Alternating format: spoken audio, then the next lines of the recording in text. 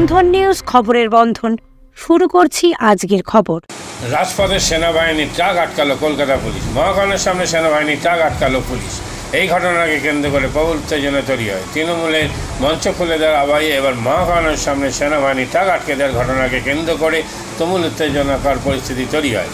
মঙ্গলবার সকালে মহাখানের সামনে সেনাবাহিনী একটি ট্রাক আটকায় পুলিশ। কলকাতা পুলিশের তরফে বলা হয়, ট্রাফিক বিধি লঙ্ঘনের অভিযোগেই ওই ট্রাকটিকে আটকানো হয়। বিষয়টি নিয়ে যথেষ্ট টানাপোড়েন শুরু হয়ে যায়। শেষমেশ সেনাবাহিনীর ওই ট্রাকটি হেয়ার স্ট্রিট থানায় নিয়ে যায় কলকাতা পুলিশ। কলকাতা পুলিশের দাবি, একটি ক্রসিংয়ের মুখে সেনাবাহিনীর গাড়িটি হঠাৎ বিপজ্জনকভাবে ডান দিকে টান নিচ্ছিল। তার জেরে যে কোনো মুহূর্তে পিছনে থাকা পুলিশ কমিশনের গাড়িও দুর্ঘটনার কবলে পড়তে পারত। এমনকি ট্রাকটির পিছনে আরও কয়েকটি গাড়ি ছিল বলে দাবি করে কলকাতা পুলিশ। পুলিশের আরও দাবি, ঠিক যে জায়গায় ক্রসিংটি থেকে সেনাবাহিনীর ট্রাকটি ডান দিকে টান নিচ্ছিল সেখানে নো রাইট টার্ন বোর্ড টাঙানো ছিল। তারপরেও সেনাবাহিনী ট্রাকটি ডান দিকে টার্ন নেয়। কলকাতা পুলিশের ট্রাফিক কর্মী সেনাবাহিনীর ট্রাক থেকে আটকে দেন। তখন পরে ঘটনাস্থলে যান পুলিশের ঊর্ধ্বতন কর্তৃপক্ষ, ছুটে যান। সেনাবাহিনীর ট্রাকটি হেয়ার স্ট্রিট থানায় নিয়ে যাওয়া হয়। জানা গিয়েছে, মঙ্গলবার সকালে পেট্রোলিয়াম থেকে বেরিয়ে সেনাবাহিনীর ট্রাকটি পাসপোর্ট অফিসের কোনো এক কাজে যাচ্ছিল। তার আগে মহাখানের সামনে ট্রাফিক বিধি লঙ্ঘনের অভিযোগে সেই সেনার ওই ট্রাকটি কলকাতা পুলিশ আটকায়। পুলিশের অভিযোগ, বিপজ্জনক টার্ন নেওয়ার জন্যই ট্রাকটিকে আটকানো হয়েছে। যদিও কলকাতা পুলিশের অভিযোগ অস্বীকার করেন ওই ট্রাকে থাকা এক সেনাকর্মী। তার দাবি, ট্রাকটির পিছনে যে কলকাতা পুলিশ কমিশনের গাড়ি আসছে সেটি তারা জানতেন না। সিগন্যাল খোলা থাকা ট্রাকটির ডান দিকে বাঁক নেয়। এদিকে সেনাবাহিনী গাড়িটিকে নিয়ে যাওয়ার পর সেখানে উপস্থিত হন ফোর্ট উইলিয়ামের কর্তারা। পুলিশের উচ্চপদস্থ আধিকারিকদের সঙ্গে সেনা আধিকারিকরা বিষয়টি নিয়ে কথা বলেন। ছিল প্রয়োজনে আমাদের বলতো, পুলিশ ফোর্সকে বলতো, দরকার হলে পুলিশ ফোর্স আমাদের পার্টির সাথে কথা বলে আমাদের প্যান্ডেল খুলে দিতে পারতো, আমরাই খুলে দিতাম এবং আমরা অন্য জায়গায় শিফট করতে পারতাম। কিন্তু সেটা না করে মহাত্মা গান্ধীজি, যিনি আমাদের সবচেয়ে বড় মহান নেতা দেশে, সেই মূর্তির পাদদেশে আমরা সব অন্যায় অত্যাচারের প্রতিবাদ করি। কিন্তু সেখানে আমি যখন এখানে আসছিলাম, আপনারা অনেকে ছবিও পেয়েছেন, প্রায় 200-র মতো আর্মি, তারা আমাকে দেখে ছুটে পালাচ্ছিল। আমি বললাম, why you are running away? You are my friend. We are proud of you. It is not, এটা আপনাদের দোষ নয়। আপনারা বিজেপির কথায় করেছেন, দিল্লির কথায় করেছেন, দিল্লির ডিফেন্স মিনিস্টারের কথায় করেছেন, এটুকু বুদ্ধি আমাদের আছে। I am not blaming the army.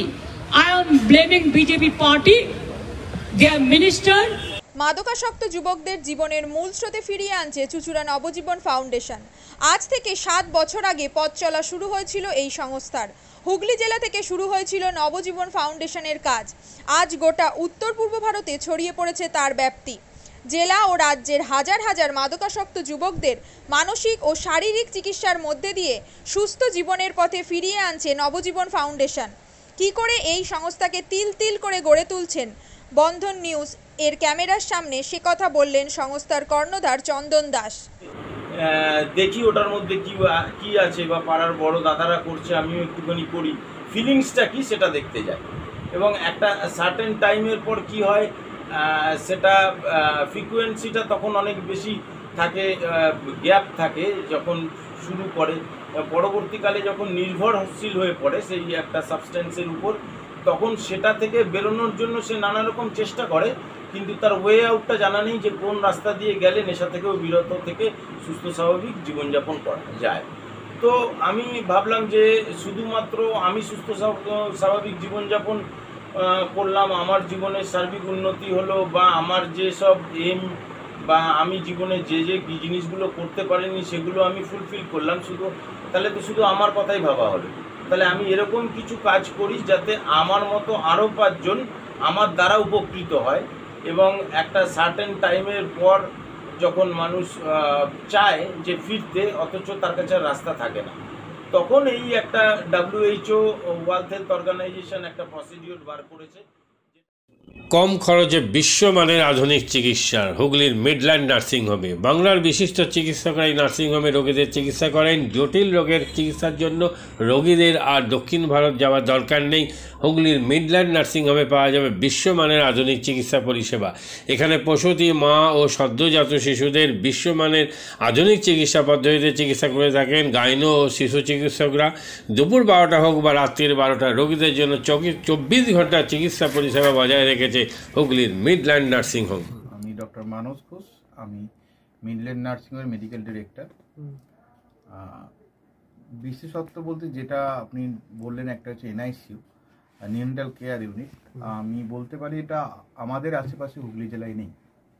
Neonatal মানে হচ্ছে যেটা বাচ্চা জন্মের পরেই প্রথম 28 দিনকে আমরা নিউনেট বলি, প্রথম ফার্স্ট 4 উইকস। তো এই সময়ে বাচ্চাদের সমস্ত রকমের চিকিৎসায় বলুন বা তাদের দেহের গঠন বলুন বা তাদের রোগগুলোই বলুন, সেগুলো সবগুলো অন্যান্য বাচ্চা মানে তার থেকে বড় বাচ্চার থেকে কিন্তু অনেকটাই আলাদা।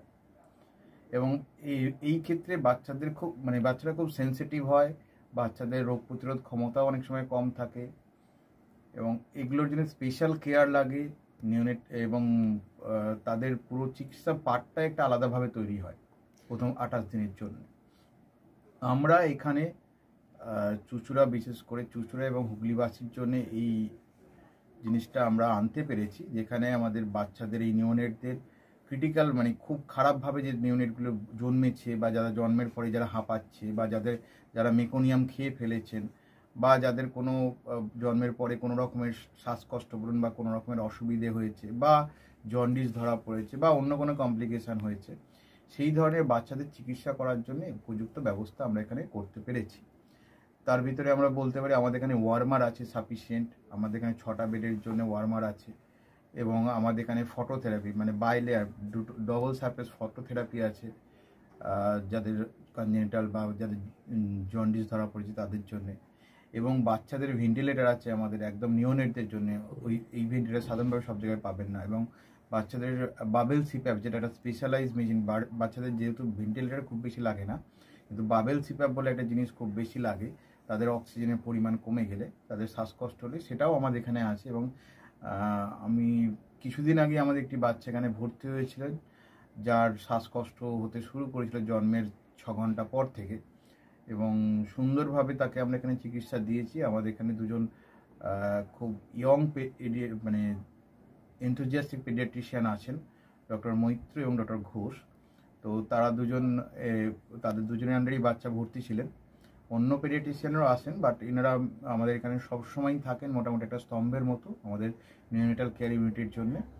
এবং বাচ্চাটি এই মুহূর্তে খুবই ভালো আছে, তাকে আমরা ডিসচার্জ করেছি। এটা কি প্রিম্যাচিওর বেবিদের ক্ষেত্রে এটা বেশি প্রয়োজন হয়? ভীষণভাবে প্রিম্যাচিওর বেবি যারা একটু আগে জন্মেছেন বা যাদের ওয়েট কম হয়েছে, এবং অনেক সময় মায়ের বা ওয়েট অনেক সময় বেশি ওয়েট হলেও যে সেটা ভালো সেরকম নাও হতে পারে, যেমন ডায়াবেটিসের ক্ষেত্রে হতে পারে, বা অনেক সময় বাচ্চাদের বারবার জন্মানোর পর সুগার ফল করছে, এটাও আমরা দেখি। অনেকগুলো কারণেই যেগুলো জন্মের পরেই যে সমস্ত সমস্যাগুলো হয় সেগুলোর জন্য এরকম স্পেশালাইজ ইউনিট দরকার হয়, নিউনেটাল কেয়ার ইউনিট, এবং সেটা আমরা এখানে করতে পেরেছি। প্রথম কথা হচ্ছে জীবনের দাম সব থেকে বেশি, ঠিক আছে, এবং যে মা 10 মাস তার বাচ্চাটাকে গর্ভে ধারণ করেছেন তার জন্য সারা পৃথিবীর সব থেকে মূল্যবান জিনিস বা সেই বাবাটির জন্য কিন্তু সেই শিশুটি। রিগার্ডিং কস্ট যদি বলেন, আমরা এমনিতে একটা মফস্বল এলাকাতে থাকি এবং আমাদের পুরো নার্সিংহোমটাই মফস্বল এলাকাতে। আমরা সেটার কথা মাথায় রেখে আমাদের যে সমস্ত কস্টগুলো রেখেছি, এবং এই যেটা বললাম কয়েকদিন আগেই আমাদের একটি বাচ্চা যাকে হঠাৎ করে শিফট করতে হয়েছিল নিকুতে, সেই চিকিৎসা পেয়ে গেল। তার বাবা মা দুজনেই খুব স্যাটিসফাইড। আমাদের যে ফেসবুক পেজ আছে, সেখানে আপনারা তাদের কথা শুনলে বুঝতে পারবেন, এবং কস্ট মানে যথেষ্ট রিজনেবল। আমি একেবারে কম বেশি এরকম বলবো না, আমি বলবো রিজনেবল। আমাদের মফস্বলের জন্য যেটা হওয়া উচিত সেই রকমই করা আছে।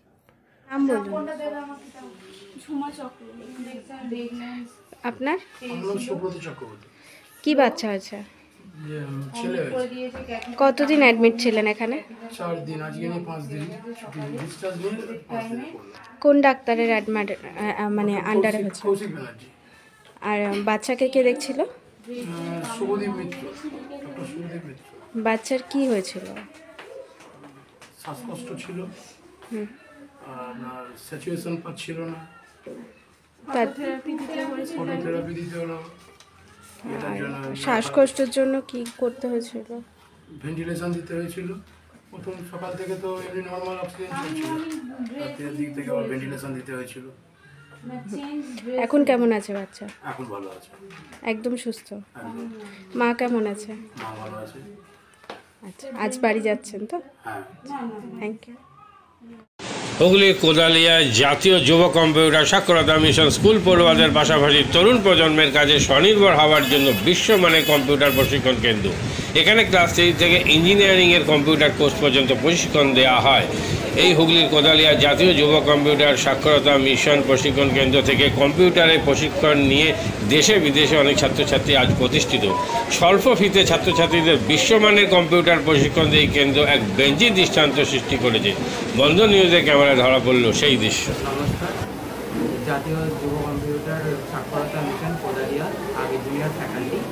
এখানে ক্লাস 3 থেকে ইঞ্জিনিয়ারিং অবধি সমস্ত রকম কোর্স করানো হয় এবং তার সাথে সাথে প্রফেশনাল কোর্স যেমন C, Java, power BI, Tally, GST, web development, app development, power BI etcetera সব রকমের কোর্স করানো হয়, কম্পিউটার কোর্স করানো হয়। এখানে ইংলিশ মিডিয়াম এবং বাংলা মিডিয়ামের দু রকম স্টুডেন্টদেরই সব রকম কোর্স করানো হয়।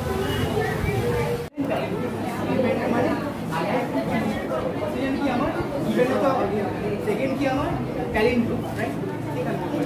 আমি এখানে কি করলাম, এই পার্টটা বার করছি কাকে, এই পার্টটা the first while loop is for the sum of digits and the second while loop is for the reverse.